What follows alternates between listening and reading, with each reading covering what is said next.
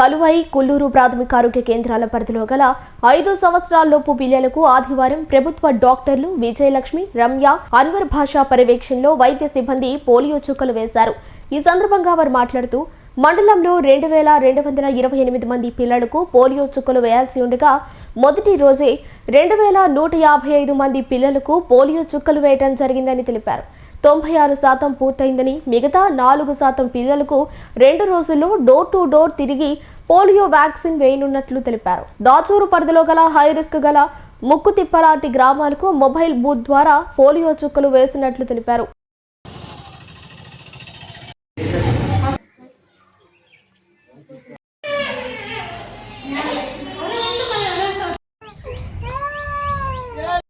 అంతమందికి ఏ పల్లె మరి ఇంటికి వచ్చా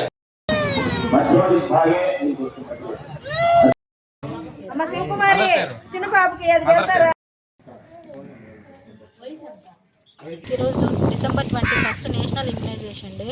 so pulse polio programme December 21, 22, 23 3 రోజుల పాటు జరుగుతుంది.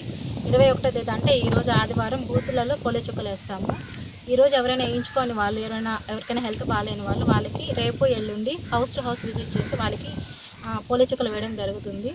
సో దాంట్లో భాగంగా మన కలువై పిఎస్సి పరిధిలో 1891 మంది చిల్డ్రన్ని గుర్తించడం జరిగింది.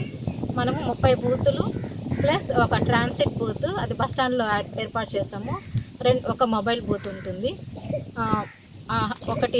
ఈ మొబైల్ బూత్ అనేది హై రిస్క్ ఏరియాస్లో, అంటే మన దాచూరు కింద ముక్కుతిప్పలో, వెరిబొట్లపల్లి కింద కంచిలో ఏర్పాటు చేయడం జరుగుతుంది. అక్కడికి వెళ్తాము. సో దాంట్లో భాగంగా మనం ఈరోజు ముక్కుతిప్పకు వచ్చున్నాము. ఇక్కడ పిల్లలందరూ గుర్తించి వారికి పోలియో చుక్కలు వేయడం జరిగింది. సో ఈ ప్రోగ్రామ్ని అందరూ వినియోగించుకోవాల్సిందిగా కోరుకుంటున్నాను. అలాగే ప్రతి బూత్లో 4 మెంబర్స్ ఉంటారు.